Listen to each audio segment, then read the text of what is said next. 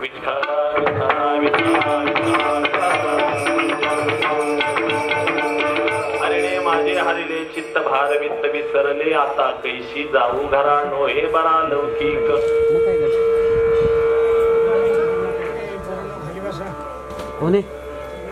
माऊली महावैष्णव श्रीमंत संत तुकोबाराय आणि यांच्या अलौकिक वाणीतून सुंदर अशी एक सुंदर अशी गवळण भक्तिप्रेम रसात ओथंबून आलेल्या एका सुंदर गवळणीचं वर्णन त्यांच्या मुखातून आलं. खऱ्या अर्थाने जर का पाहिलं या गवळणीचा मथित अर्थच असा होतो की ज्याच्या जीवनामध्ये प्रेम भाव श्रद्धा निष्ठा ज्याच्या जीवनात आहे ना त्यालाच ही गवळण कळेल, अन्यथा त्याला कळणार. याचा अर्थ तुम्ही आम्ही सर्व सामान्य जीव किंवा शेतकरी बरोबर का? एखादा बैल असो, एखादी म्हैस असो, एखादं पाळलेलं कुत्र असो, त्या मालकावर एवढं प्रेम करत ना, कळलं का? मालकावर एवढं प्रेम करत की ते जर का तुम्ही घरी आला ना, बैल हंबरडा फोडतो, कुत्र जवळ येऊन पायाजवळ गुदपडत, दिवसभर आपला मालक बाहेर गेला, कधी एकदा त्याला प्रेमाची भेट देऊ की मोठा आलिंगन देऊ. हे जसं प्रेम त्या जनावरांना कळलं, तसं प्रेम जर का त्या काळात त्या गोपिकांना कळलं, तेच प्रेम जर का आजच्या काळात असतं तर सत्ता करायची काही गरजच नव्हती. म्हणजे म्हणण्याचा अर्थ लक्षात येते ना? याचा अर्थ लक्षात घ्या, एखाद्यावर एखाद्याने आतोनात प्रेम किंवा भाव श्रद्धा असेल तर त्याचा विचार करता करता चित्तामध्ये बदल होतो, चित्त विचलित होत. अशाच एका गवळणीची गोष्ट मला फार सुंदर वाटतात. हरिने माझे हरिले जो भार होता डोक्यावर तो पण विसरली. वित्त आलेलं विसरलं, आता तिला घरी जायची लाज वाटू लागली, आता कैसी जाऊ घरा. किंवा हा देह देवाचे मंदिर, देह देवाचे मंदिर, आत्मा परमेश्वर, आत्मा परमेश्वर, आत्मा परमेश्वर. भगवान परमात्मा प्रत्येकाच्या हृदयात. तेव्हा आपल्या घरात आपलं घर पण, आपल्या घरात काही हो, तंटा हो, भांडण हो, पण ते घरातल्या घरात. ते बाहेर गेलं किंवा बाहेरच्याने एखाद्याने चर्चा केली, तशीच अवस्था पारखियाची सांगता गोष्टी. घरची कुटी खातील, घरची निंदा करण्यासाठी तयारच असतात किंवा बाहेरच्यांनी निंदा केल्यानंतर घरची चांगली म्हणणार आहेत का? फार सुंदर अर्थ आहे. देह भाव हरपला तुझ पाहता विठ्ठला. भगवान परमात्म्याला पाहिल्यानंतर जसं देहभान वारकऱ्याचा हरपून झालं, तशी या गवळणीची अवस्था झाली. खरं सांगतो तुम्हाला, नंतर सांगणं होतंय का नाही कोणाशी तो, पण तुमच्या आमच्या सारखी 10 एकर 50 एकर किंवा 50 तोळ्याचे हार घालणारी फिरून मालकीन म्हणणारी मालकीन नव्हती. एक फार थोर होते. धन म्हणाल तर राजाची राणी होती, त्या राज्याची मालकीन होती. ते राज्य म्हणजे चित्तोडचं राज्य. कुठलं? चित्तोड. त्या चित्तोड म्हणजे एक राणी होऊन गेली. तिचं नाव काय माहिती? तिचं नाव मीरा.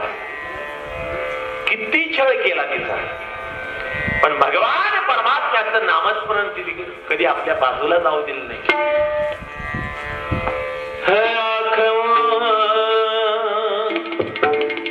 थोडा गाताने ऐकू द्यायचा बरं का गुरुजी. जो शाम का दर्शन किया करे, है शीश जो प्रभु चरणन में वंदन किया करे। बेकार मुख है जो रहे व्यर्थ बातों में, मुख वो है जो हरि नाम का सुमरण किया करे। हीरे मोती से नहीं शोभा हाथ की, वो हाथ भगवान का पूजन किया करे।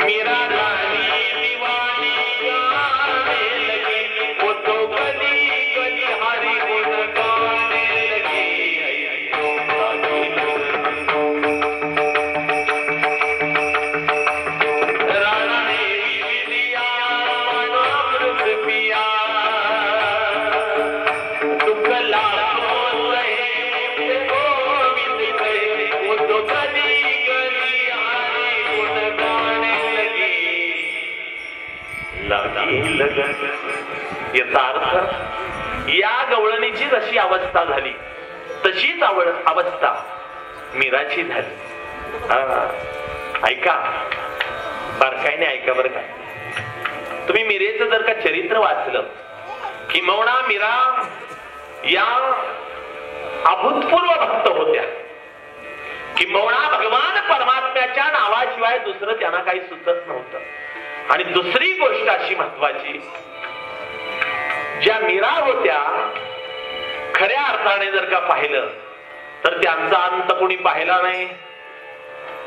किंबहुना त्यांची समाधी कुठं नाही, त्या ज्या दिवशी गेल्या हे कुणाला ज्ञात नाही.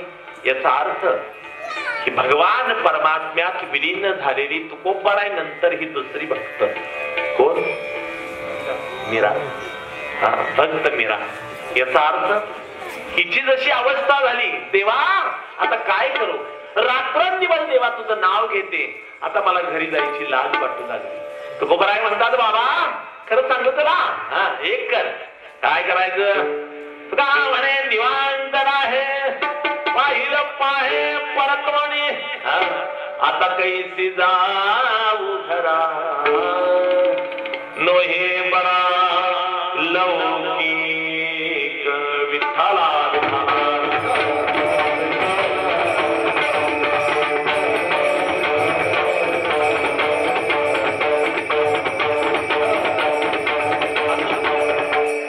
आपण एक सायकोलॉजी म्हणून एक भाग घेतली की आपला मोबाईल स्विच ऑफ करायचा, गरजेचा कोणाला सांगायचं नाही, आणि 10 दिवस घराच्या बाहेर निघून जायचं. अशा अज्ञात स्थळी जायचं, कोणी कोणाचा विचार करत नाही. 3 दिवस रडतात, 4थ्या दिवशी चांगलं खातात, 5व्या दिवशी तुमची आठवण विसरतात, आणि ज्या दिवशी तुम्ही 10 दिवस संपल्यानंतर 11व्या दिवशी घरी येतात त्यावेळेला तुम्हाला विसरलेले असतात. त्यावेळेला तुम्हालाच सांगायला लागतं की मी तुमच्या कोणतरी आहे. कळलं? ही माणसाची व्यथा आहे. त्यामुळे एक लक्षात घ्या, जिथं असाल ना तिथलं मानावं. 2 अर्थ निघतात बघा सांगण्याचे. ऐकताय ना तुम्ही? एक नवरा बायको 1 मिनिटात सांगून जातो. आठवलं म्हणून सांगतो. गोव्याला निघाले फिरायला, आणि फिरायला निघाल्यानंतर दोघं सुद्धा नवीन लग्न झालं, गाडीची एसटीत चालली. एसटीत जात असताना, ऐका बारकाईने ऐका, एसटीत जात असताना मध्यंतरीच त्याने बस थांबवली. तिथं चांगलं निसर्गाचं वातावरण होतं, निसर्ग फार सुंदर होता. तो म्हणे इथंच थांबवा. तो कंडक्टर म्हणला, अहो इथं कशाला थांबवता? नाही म्हणे आम्हाला इथंच उतरायचं. ते दोघं जण उतरले. कर्मधर्म संयोगाने ती बस थोडी पुढे गेली आणि बस एवढी दरड, मोठा दगड त्या बसवर कोसळला. त्यातली 50 माणसं होती, हे 2 उतरल्यानंतर 48 माणसं जागेवर खलास झाली. किती? 48 माणसं.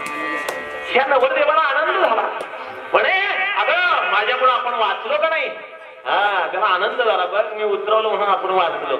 पण त्याची पत्नी मात्र म्हणाली, खरं सांगतो तुम्हाला, अहो आपण जर का बस नसती ना थांबवली तर बस पुढे निघून गेली असती आणि नंतर दगड पडला असता. याचा अर्थ तिच्या डोळ्यातून पाणी आले. विचार करण्याच्या प्रवृत्तीची 2 माणसं असतात. कोणाला चांगलं वाटेल, कोणाला वाईट वाटेल, कोणाला बरं वाटेल, कोणाला खरं वाटेल, कोणाला चांगलं वाटेल आणि कोणाला चांगलं होण्याबद्दल चांगलं वाटेल. कळलं असलं तर कळवून घ्या. विठाला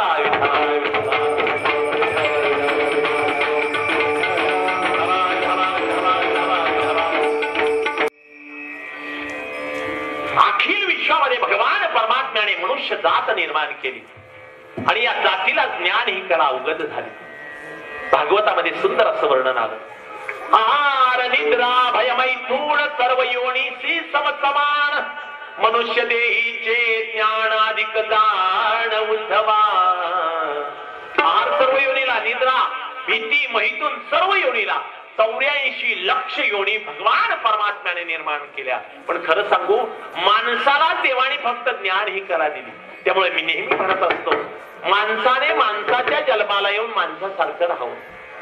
आणि खरं सांगू तुम्हाला, भगवान परमात्म्याने तुम्हाला सर्व जीव मात्राला किंवा मनुष्य योनीसाठी एक सुंदर असा शब्द तुमच्या आमच्या अंतःकरणात घालून दिला.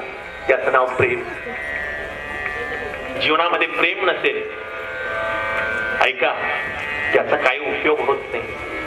आज समाजाकडे जर का पाहिलं, समाजाकडे रोज फिरताना जे दृष्टीस पडतं ते तुम्ही बारकाईने ऐका की बाबांनो, आज समाजाकडे पाहताना माणसाचा दृष्टिकोन फार बदलला. आपुलकी संपली, जिव्हाळा संपला, प्रेम संपलं, शेजारी शेजाऱ्याला विचारत नाही. प्रत्येक माणसाच्या अंतःकरणामध्ये अहंकार नावाचा युगो आजच्या भाषेत प्रत्येकाचा आड येत चालला. याचा अर्थ प्रत्येक मनुष्य अहंकाराने नटलेला आहे. अहंकार 3 प्रकारचा असतो, त्याला आम्ही काही विस्तार त्याचा करत नाही. पहिला अहंकार धनाचा अहंकार, दुसरा अहंकार ज्ञानाचा अहंकार आणि तिसरा अहंकार सौंदर्याचा अहंकार. हे 3 प्रकारचा अहंकार. त्यात खऱ्या अर्थाने धनाचा म्हणाल थोडक्यात सांगून जातो. 50 तोळ्याचा हार घालून, ऐका, एखादी बाई जर का लग्नात मिरवत असेल ना, सगळ्या बायका तिच्याकडे बघतात का नाही. हा, आणि 5 मिनिटांनी त्याच हॉलमध्ये एक सोन्याच्या गाडीत बाई येते. तासाभरा नाही, सगळ्या बायका ती सोन्याची गाडी बघायला जातात. नंतर हिच्याकडे पुत्र सुद्धा बघत नाही. तुम्हाला कळते, अहंकार तात्पुरता असतो. दुसरा मुद्दा ज्ञानाचा अहंकार. थोडक्यात उदाहरण देतो. उत्तम महाराज शेजारच्याला आपण विचारलं, महाराज दुसरं चरण काय, तो म्हणतो मला माहिती नाही. आणि म्हणताना तो पहिला म्हणतो, म्हणजे आमच्यातलाच गेला नाही तर तुम्हाला काय सांगायचं. कळलं का? आमच्यातलाच गेला नाही तर तुम्हाला काय सांगायचं. याचा अर्थ दुसरा अहंकार ज्ञानाचा आणि तिसरा सौंदर्याचा अहंकार. 40शी संपली, किती जरी काळ करायचा प्रयत्न केला, नवे नवे गोदरेज लावा, इंडिका लावा, आणखी कोण निशा लावा, नाही इंडिका गाडी डोक्यात आपडली तरी सुद्धा ते काळ राहत. 3 प्रकारचा अहंकार. कळला? त्यामध्ये फार सुंदर असं प्रमाणे भक्ती प्रेमा विन ज्ञान देवा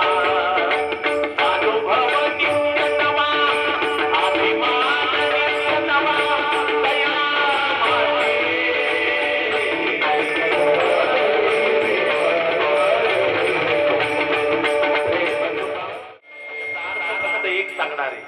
तुम्ही आतोनात प्रेम करा. जो माणूस माणसावर प्रेम करतो ना, बघा तुम्ही एखाद्या जनावरावरती एवढा जीव असतो, माणसावरच सोडावं. माणसाचा माणसासारखी राहिलीच नाही. इथली नाही, इथली सगळी चांगली. आमच्याकडची सांगतो, आमच्याकडे सुद्धा कोणत्याला भाव आला, महाराज 10 लाख रुपये आमच्या गावात जर चालला, किती 10 लाख रुपये, त्यामुळे पैशाला तोटाच नाही. 5 गुंठ गेले की झाला करोडपती. त्याला वेळ लागतोय का याचा अर्थ लक्षात घ्या. प्रेमाला माणसं मुकलीत, पण खरं सांगू एखाद्या जनावरावरती एखाद्याने प्रेम केलं, तो लग्नाला गेला, परत येताना गाडी मिळली नाही, तो पोरांची चिंता करत नाही, बायकोची चिंता करत नाही, पण माझं कुत्र माझ्याशिवाय घास खाणार नाही. कळलं? याचा अर्थ जे दिवसभर तुम्हाला ज्याच्याबद्दल प्रेम असतं ना, खऱ्या अर्थाने अवस्था तशीच होती. तशीच अवस्था एकदा भगवान परमात्मा, खरं सांगू लहानपणापासून मी वारीला जायचो. भगवान परमात्मा पांडुरंगाचं दर्शनाला पूर्वी 2-2 दिवस लागायचे. मंगळवेड्यापासून लाईन असायची आणि ती बारी आल्यानंतर मी आजोबांना म्हणायचो आपल्या गावात गर्दी नव्हती, पांडुरंग एकटाच होता, आपण तिथं दर्शन घेतलं असतं. आजोबा म्हणायचे बाळा तुला कळणार नाही, आपण मंदिरात गेल्यानंतर कळलं. आणि खरं सांगू 2 दिवसाचं दुःख नुसतं त्या भगवान परमात्मा पांडुरंगाकडे पाहिल्यानंतर क्षणात विरून जायचं, इतकं प्रसन्न व्हायचं. का? एक लक्षात घ्या, अहो दगडातल्या मूर्तीला जर का पाहिलं तर एवढं आपलं मन प्रसन्न होतं. साक्षात भगवान परमात्म्याला ज्या राधिकेने रस्त्याने जाताना पाहिल्यानंतर काय अवस्था झाली असेल. मोठा रांजण ठेवलेला आणि त्या रांजणात मोठी रवी, ती पूर्वीच्या काळातली रवी, त्या खांबाला बांधलेली, आणि जसं भगवान परमात्म्याला रस्त्याने जाताना पाहिलं काय अवस्था झाली. हरीला पाहून भुलले चित्ता,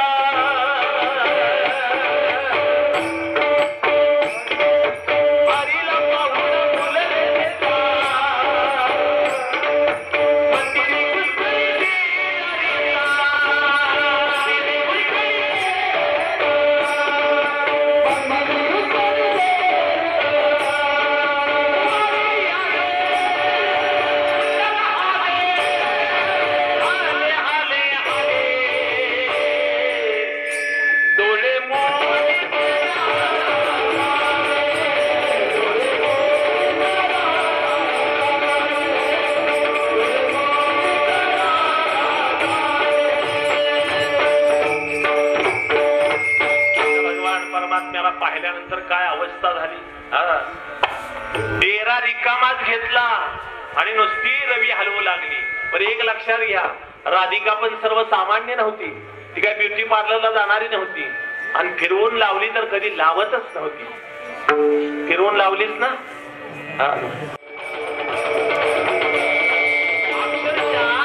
ऐका, राधिका पण सुंदर होती त्रिभुवनात बरं का. आणि अक्षरशः राधिकेला भगवान परमात्म्याने पाहिलं. देव तुझा भक्तासाठी भुललेलाच आहे.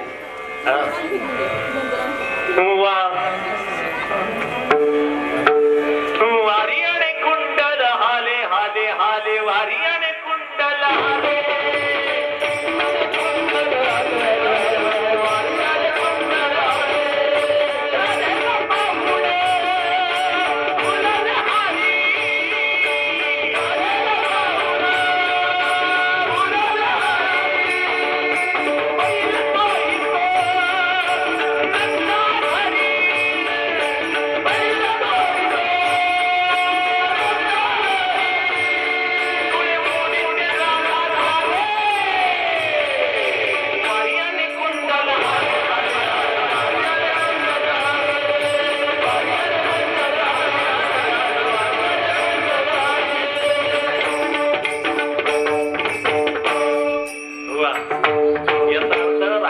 पाहिल्यानंतर देवाची अवस्था अशी होती. याचं एक कारण सांगू, भगवान परमात्म्याचं अलौकिक असं रूप पाहिल्यानंतर कोण भुलणार नाही हो. सगळ्या गवळणी बरं का, भरलेला डेरा ओतायची, घरात भरलेलं पाणी असायचं. भरला ओलांडोनी रीता करी मी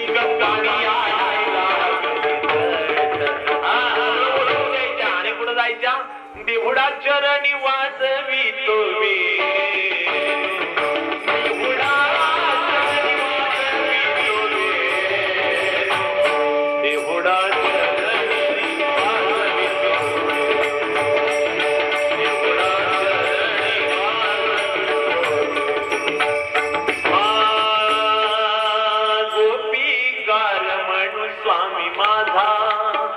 सगळ्या गोपिका रमून जायच्या.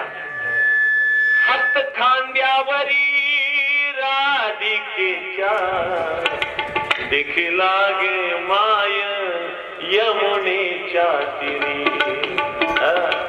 काय अवस्था व्हायची खरं सांगू तुम्हाला.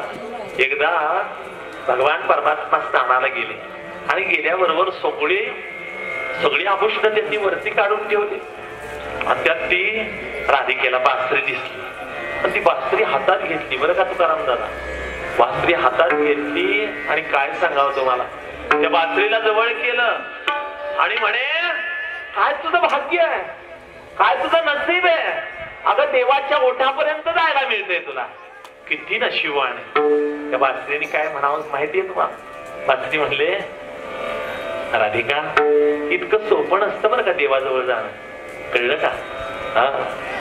अरे त्याच्या गळ्यात पडणं, एखाद्या फुलाला जरी विचारलं ना किती भाग्यवान आहेस फुला तू, प्रत्येक फुल काहींचं वाहण्यासाठी असतं, काहींचं केसात माळण्यासाठी असतं आणि काही फुलांचं भाग्य देवाच्या गळ्यात पडण्याचं असतं. पण त्या फुलाला विचारलं ना की काय भाग्य आहे तुझं, त्याच्यासाठी हृदयाला पहिली सुई टोचून घ्यावी लागते. तसं त्या बासरीने म्हणावं 6 छिद्र पाडून घेतली. किती? 6. षट रिपू माझ्यातून काढून टाकली, काम क्रोध मद सगळे विकार माझ्याकडून बाजूला टाकले आणि 7वं छिद्र ते माझ्या मनाचं छिद्र तयार केलं. त्यावेळेला कुठून त्यातून आवाज येऊ लागला. आणि काय सांगावं, देवाने जर का स्वर छेडला ना सगळी मंत्रमुग्ध व्हायची. शाम तेरी बनसी पुकारे राधाना, लोग कहे मीरा तो तू ही बदलना, राधा का भी शाम हो तो मीरा का भी शाम. शाम तेरी बनसी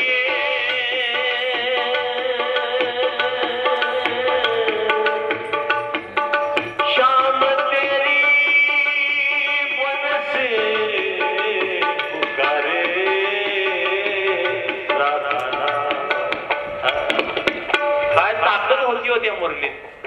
नुसती मुरली छेडली ना सगळ्या गोपिका बोलून जायच्या. मुरली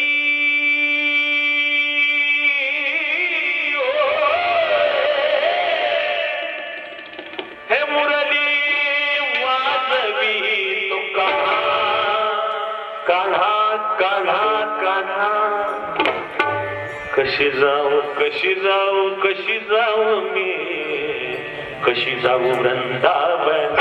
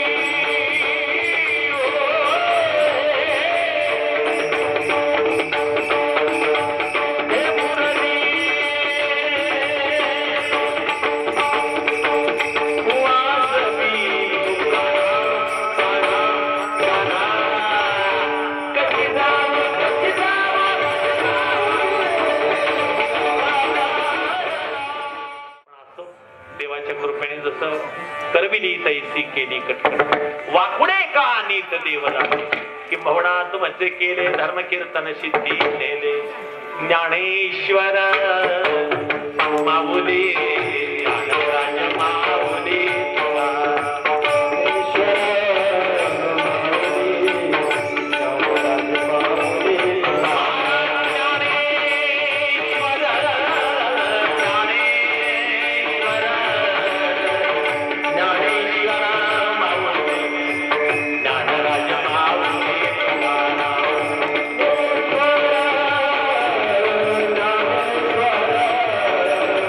Yeah.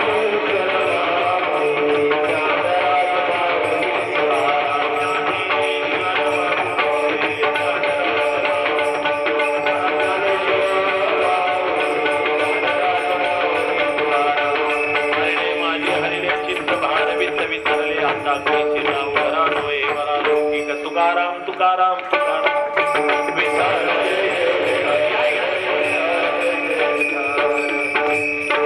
विठ्ठल जय जय विठ्ठल. या विनेकरी बाबा या, इकडे ह्याला लावा, इकडे वर या.